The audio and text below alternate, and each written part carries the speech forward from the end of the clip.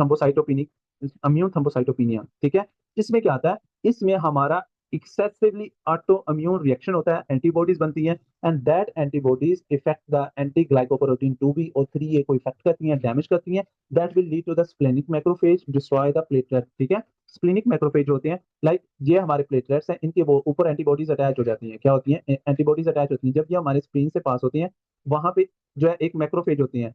ये मैक्रोफेज जो है इस प्लेटलेट्स को पकड़ के इसको डिस्ट्रॉय करती हैं और इनकी डिस्ट्रक्शन होती है और लेस प्लेटलेट काउंट हो जाता है। मींस हमारे पास जो immune thrombocytopenia is a quantitative disorder, quantitative platelet disorder है, जिसमें प्लेटलेट की डिस्ट्रक्शन होती है ड्यू टू एंटीबॉडीज फॉर्मेशन की वजह से।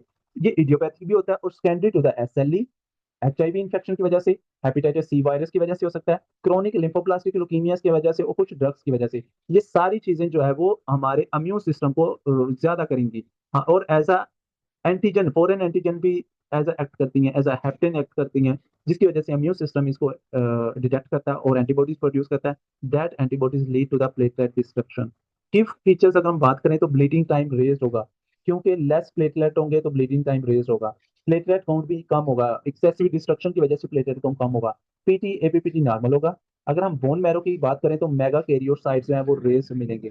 क्यों? क्योंकि जब एक्सेसिव प्लेटलेट डिस्ट्रक्शन होगा तो प्लेटलेट काउंट कम होगा, तो ये हमारे बोन मैरो को रिस्पॉन्स देगा, बोन मैरो को जो है वो स्टिमुलेट करेगा। जो बोन मैरो को स्टिमुलेट करेगा तो बोन मैरो जो है वो इंक्रीज करेगा प्लेटलेट प्रोडक्शन को।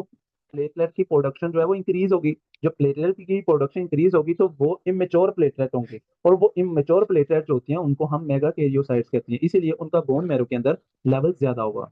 क्लिनिकल फीचर अगर हम देखें, म्यूकोक्यूटेनियस ब्लीडिंग होगी पेशेंट को पीटीआई होगा, क्योंकि ब्लीडिंग की टेंडेंसी ज्यादा हो जाती है due to less platelets. Easily bruising होगा और मेनोरेजिया होगा। आपने याद रखना, जब भी प्लेटलेट प्रॉब्लम होगी, प्लेटलेट डेफिशिएंसी होगी तो म्यूकोजल ब्लीडिंग होगी जस्ट। लेकिन अगर पेशेंट को जो है वो कोगुलेशन डिफेक्ट होगा, कोगुलेशन फैक्टर की वजह से डिफेक्ट होगा, तो डीप टिश्यू ब्लीडिंग होगी उसके अंदर, लाइक डॉइंट्स के अंदर जो है वो डीप टिश्यू ब्लीडिंग होगी उसमें, ठीक है। ये आपने डिफरेंस याद रखना है। इसके अलावा ट्रीटमेंट के अंदर हमने पैथोजेनेसिस डिस्कस की कि mainly due to immune reaction की वजह से, ऑटो एंटीबॉडीज प्रोडक्शन की वजह से होता है। तो हमारा जो फर्स्ट लाइन ट्रीटमेंट होगा वो हमारा इम्यून सप्रेशन होगा, और वो जो एंटीबॉडीज प्रोड्यूस हुई हैं उनको न्यूट्रलाइजेशन करनी होगी।